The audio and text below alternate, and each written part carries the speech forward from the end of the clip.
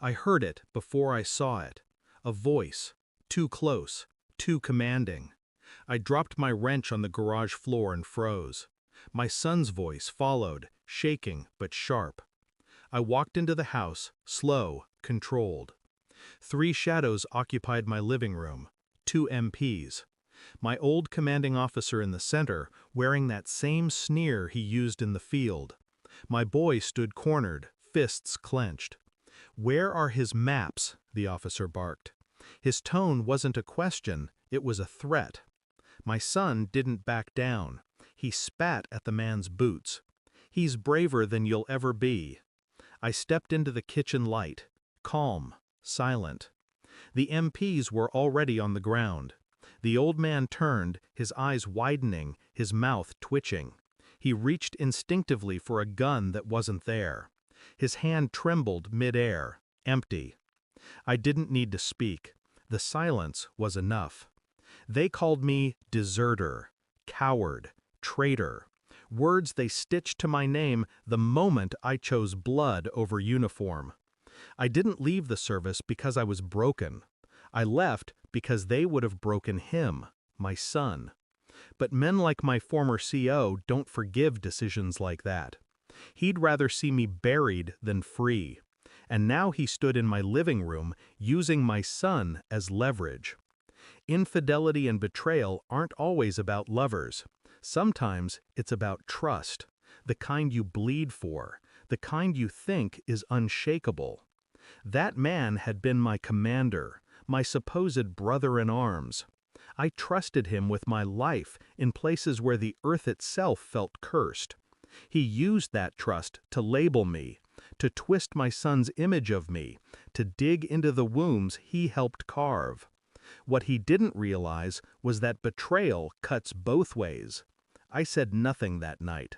I let him walk, trembling, humiliated, dragging his unconscious men out the door like carcasses. But inside me, something began to turn. I started listening, watching. His name surfaced again and again. A court-martial file that had disappeared. A deployment report altered. A widow who'd stopped receiving benefits. Every breadcrumb reeked of him. At night, when my boy slept, I spread the papers across the kitchen table. I worked the same way I used to plan raids. Silent, systematic. Except now, the battlefield was my past. He thought he had painted me a coward. He didn't expect me to paint him a liar. Every night, the storm inside me grew quieter, sharper. Rage isn't fire. Rage is ice. It came in a single envelope, anonymously slipped into my mailbox.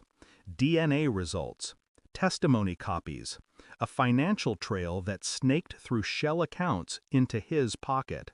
Proof. I read it twice, then once more, not to understand it, but to steady myself. When I finally walked into his office, he looked smaller than I remembered. He tried to speak. I cut him off with the papers, sliding them across the desk. "Do you recognize these?" My voice didn't rise. It didn't need to. He reached for them with trembling fingers. His eyes darted left, right. His throat clicked dry. He knew what I knew. And worse, he knew that I wasn't going to explode.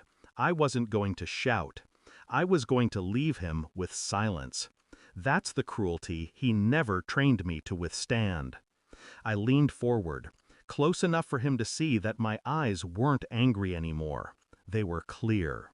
"You called me deserter," I whispered, "but the only thing you deserted was your honor." He flinched. His lips quivered. I stood, calm, measured, and left the file on his desk. A bomb with no timer, no fuse. Just truth, stripped bare, waiting for the right hands to open it. The MPs wouldn't protect him now. His own men would chew him alive when the truth surfaced. I didn't need to ruin him. He'd do it himself. That night, I sat at my son's bedside. He stirred in his sleep, murmuring my name like a shield. I realized something then. Betrayal doesn't need revenge to be answered. It only needs truth. And truth, once unleashed, is merciless. I walked outside, lit a cigarette I didn't finish. The night was quiet, heavy. He had tried to bury me under shame. But shame only kills men who doubt themselves. I didn't doubt anymore. I was no deserter. I was the last ghost he'd ever see standing. And when ghosts rise, they never leave. Thanks for watching. Don't forget to like, share, and comment. Subscribe now to Cheating Stories Insight World for more amazing stories.